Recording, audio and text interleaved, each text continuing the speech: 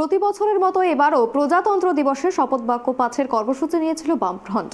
Front chairman Biman Basu, CPM রাজ্য সম্পাদক মোহাম্মদ সেলিম সহ ফ্রন্ট নেতৃত্ব উপস্থিত ছিলেন। কিন্তু তাল কাটল ফ্রন্ট কর্মী সমর্থকদের নিয়ে। তাদের একাংশ ব্যস্ত চা খেতে ও গল্প করতে, অতঃপর বিমান বসুর বকুনি। তাতেও কি থামানো গেল তাদের?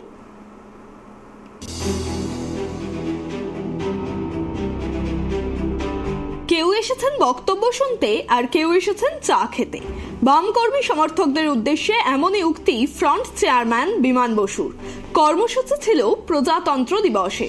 খোদ মুখ্যমন্ত্রী বাড়ি এলাকা হাজরায় ছিল এই কর্মসূচি, আর সেখানেই কিনা জমায়েতে বাম শ্রোতারা ব্যস্ত চা খেতে আর গল্প করতে।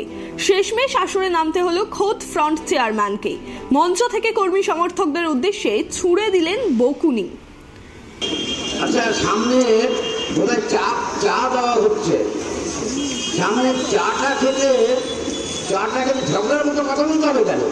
কেউ এসছেন চা খেতে, কেউ এসছেন শপথ গ্রহণ করতে, বোঝা যাচ্ছে।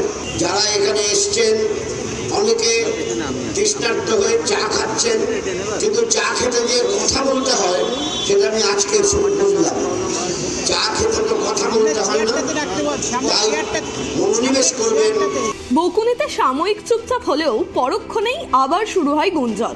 ফ্রন্টের নেতৃত্ব বিষয়টিকে হালকাভাবে নিলেও বাম বিরোধীদের কটাক্ষ। এখন কর্মী সমর্থকরাই বাম নেতাদের কথা শুনছে না, আমজনতা আর কি করে শুনবে?